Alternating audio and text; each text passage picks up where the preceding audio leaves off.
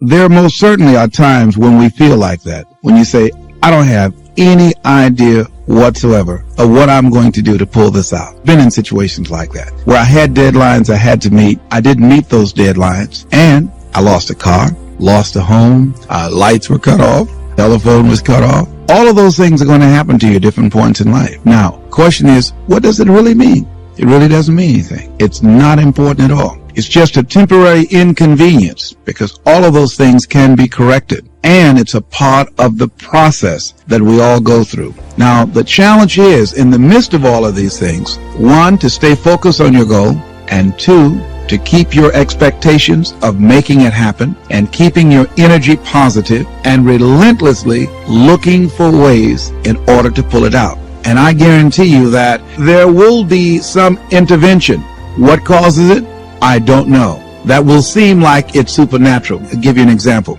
I remember once when I lost my job, when I was fired out of broadcasting, September 18th, I'll never forget, 1978. I was behind in my house notes, and my house was up for foreclosure. I did everything I could. I had borrowed as much money as I could borrow. I had talked to family members and friends. I did everything I could, and I couldn't get enough money, being unemployed for several months, applying for job after job after job, and couldn't get a job. I couldn't get enough money to save the house, but I never felt, and this is very important, the feeling that I had, never felt that I was going to lose that house. I wanted that house. And so what I did was very uncanny. I released it. I did the best that I could, and at that time, with the limited money that I did have, I decided to take a trip with my family to go down and spend time in the sun with my children. We caught a Greyhound bus from Columbus, Ohio, and we went to Florida. By the time I arrived on the day that the bank was to foreclose at 12 noon on the house, I got a call from one of my former assistants who went by the house and called me and said, Les, it's an emergency. Call Columbus right away. I did, and Carolyn Sloan said, Les, you won't believe this. You have a check from the Internal Revenue Service on your income tax. And it was enough to pay the house notes, and I had money over. I never received a refund prior to that time or since that time, and I did not lose the house. So there are things that we don't know or understand, but we do know that if we do certain things, that things begin to happen that's in our favor, that shows that the universe is on our side. Everything that we're seeking, I believe that if we begin to align our thoughts with action, be relentless. Don't try 2 or 3 things, or 15 or 20 things, but 100 things, 500 things if necessary, 10,000 things as Edison did if necessary, until we find a way out. Many of us, we eliminate many possibilities for ourselves because we really don't do all we can do. I think A.L. Williams was right when he said, all we can do is all we can do, and all we can do is enough. And I think, honestly speaking, even judging from myself, and I think that my commitment is stronger than most people. But if I had to literally measure my commitment in terms of what I put forth in my dream, I would say that I might have given about 18 to 20% of what I'm really capable of. As high in consciousness as I believe that I am, comparatively speaking, where I used to be, I'm still nowhere near reaching 50% of the commitment that I can make to accelerate the growth and the development of my dream and the manifestation of the things that I know within myself that I'm capable of producing. So our biggest challenge is beginning to look at within ourselves to remove those energy blocks, because if we're not producing the income that we want, let us not look outside of ourselves, but look within ourselves to find out, how am I blocking me? Am I really giving it all that I have? Am I really being as creative as I can be? Am I really unstoppable? Am I as relentless as I can be? Am I exhausting every means possible? Am I turning up every rock to find what it is that I'm looking for? That what resides between our ears, when we're thinking about how do I come up with $500, $1,200, or $2,000, is the same gray matter that resides between the ears of a Ross Perot or or Donald Trump when his bankers say you've got 30. How is it that one man or woman can do it and do 1,000,000 times more than these other people and the other ones don't? It has to be consciousness. It has to be, and when we talk about consciousness, we're talking about a collection of our thoughts, our feelings, and our emotions and experiences used as an active force to produce in our lives that which we want to produce. Because everything that exists in life, the microphones that we're speaking in, the shoes that we have on our feet, the chairs that we're sitting in, the clothes that we're wearing, the homes that we live in, the cars that we drive, all of that came out of our consciousness. That all came out of the invisible into the visible. And man was a vehicle, the outlet to produce that. Wherever we are stopped in our dream, we stop to the place called willingness. Anybody that has fallen short of their goals, they ran into something that they were not willing to handle. Because in order to reach your dream, in order to make things happen, there must be a willingness to do what is required. If the need is to raise $2,000, and let's say you have a set of tapes for $40, are you willing to make 200 calls a day? Are you willing to stand on a corner and talk to people and say, listen, I've got a set of tapes here that can change your life? Are you willing to make the commitment that you will not go to sleep until you sell at least 10 tapes a day? Are you willing to say, if it takes me 12 hours walking and talking to people all day long until I find 10 people that will say yes, if I have to talk to 200 people or 300 people, that in order to provide food for my family, to provide shelter, to not to have creditors hounding me, am I willing to talk to 300 people a day? Am I willing to stand in an airport and sell tapes? Am I willing to go out and make calls again and again and again? Am I willing to knock on doors? Am I willing to do that? See, if we have some skill, some ability, some knowledge, or some product, then the only thing that's between us and what we want to generate is our willingness to expend the energy to produce the results that we want. Am I willing to wash cars? Am I willing to scrub floors? Am I willing to wash dishes? Am I willing to go out and speak or do seminars or workshops? What am I willing to do with my energy, my time, and my knowledge to produce the results? That's the bottom line. What are you willing to do? And what most people don't realize is they don't give up on their goals because it becomes insurmountable or it's impossible. Is that they just looked at what they wanted and they just decided within themselves, consciously or unconsciously, I'm not willing to produce this result. Are you willing to say that I need $2,000 between now and next week, and come hell or high water, I will produce that? That's the bottom line. Because the only thing that counts in life are results, not reasons of why you didn't do it, but results. That's the only thing that counts. And we are capable of producing results. That's it. That's the bottom line. Are you willing to honor your commitment to do that? What are you willing to do? How many floors are you willing to mop? How many shoes are you willing to shine? How many phone calls are you willing to make? How many sales are you willing to make? How many jobs are you willing to hold? How much service are you willing to provide? That most people don't keep their commitments. They are not willing to be a no matter what person. That I'm going to make this happen no matter what. Most people use escape routes for themselves. Most people have something that they could point to justify why they haven't produced the results. Some reason. Well, people weren't buying, or the economy is soft. Somebody somewhere is buying. Somebody somewhere is spending some money. So as we begin to look at where we are, every time when I was working on developing my dream, and I knew that I had to do something, that I had to do it, I was always able to pull it out. Because I started thinking, Walt Disney can do it. If a John D. Rockefeller can do it, then I can do it. Am I to believe that they have some license of exclusivity on producing wealth or producing results that I don't have?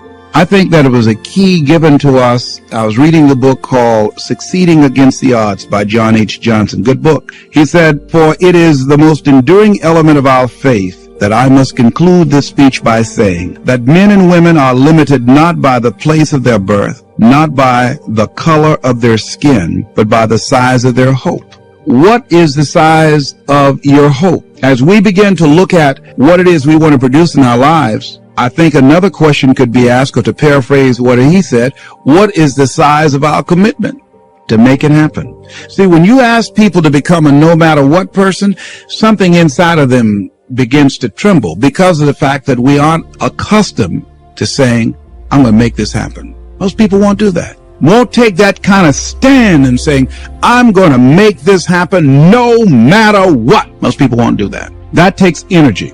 That takes conviction. That takes a determination and a mindset. I'm going to do this. And I say that once you make the commitment, and that's what Goethe meant. And that whole piece he says about commitment, he says, once you make a commitment, providence moves too. All kinds of things happen that never would have happened. A whole stream of things happen that you could never anticipate it. I know that. And I think that Longfellow was right, who said, if you go to the gate and you knock loud enough and long enough, somebody's going to answer.